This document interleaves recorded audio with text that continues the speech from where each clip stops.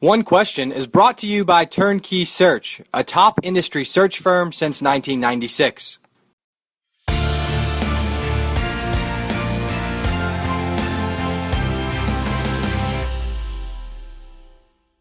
Blake James has been the athletic director at the University of Miami since early 2013. But of course, before this current stretch, you spent a number of years in different tenures in Coral Gables, Blake. So I want to actually start by asking what the advantages and disadvantages or challenges are of becoming an AD at an institution in which you've already been embedded.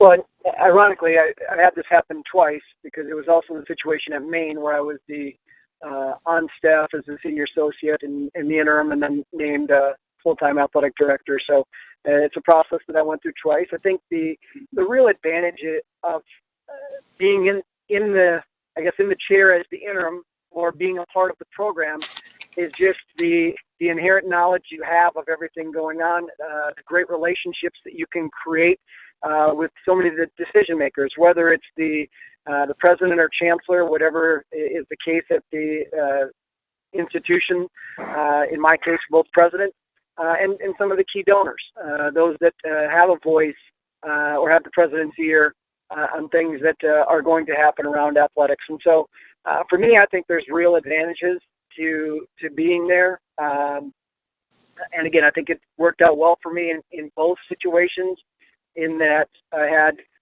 very, very good relationships with key people and given the opportunity to sit in the chair as the athletic director in a lot of ways because of the familiarity that the president and key supporters and coaches had with me and how I approached things and what my vision was for the students in our program.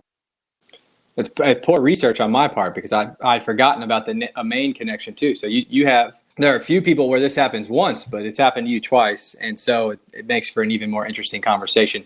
When you recall going through the processes at both Maine and Miami, given those internal connections and knowledge that you already had, how did you kind of keep a level mind about how the situation may play out? And obviously they both play out in your favor, but how did you keep consistency in your thought process of alternatives of how the end game could happen?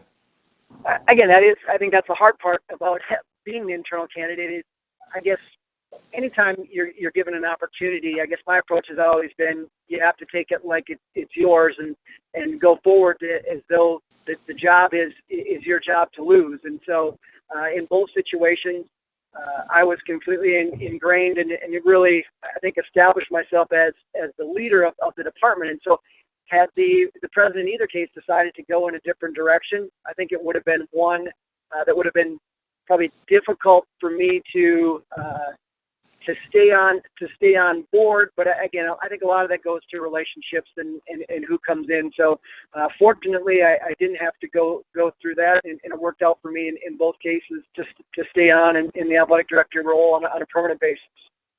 I know you've talked about this before, but I'm always interested, and I don't think I've ever asked you directly. You know, top of mind, you would think there could be no two more dissimilar places than Orono, Maine and Coral Gables, Florida, right?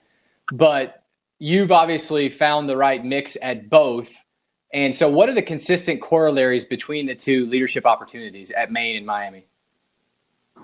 Well, ironically, they're at both ends of 95, and I say that in some ways in that no one really goes through either spot to get to anywhere. So you're at the far end, and I do think there's a lot of similarities in the two programs, ironically, and I do think that the job is very similar in many cases, and I think one of the things that really had me ready for the job at Miami was all the experiences that I was able to gain at Maine. And again, two different programs from a national perspective, but I think one of the great things that I took from Maine was we were always in the media. Now, it was in the media within the state primarily, and things that happened at the University of Maine athletic program didn't have the same type of national interest as others, but when you're dealing with it every single day, every decision you make at Maine is a big part of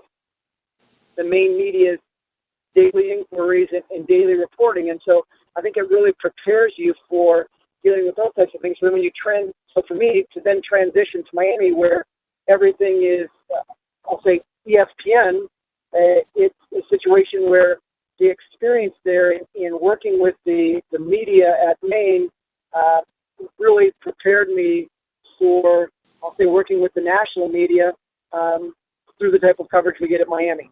And so then, again, there's a big plus for me to have that opportunity to have been in the spotlight, even though the spotlight wasn't as large. It was really just, I would say, primarily covered within the state of Maine, but to have dealt with that spotlight on a daily basis is a big plus.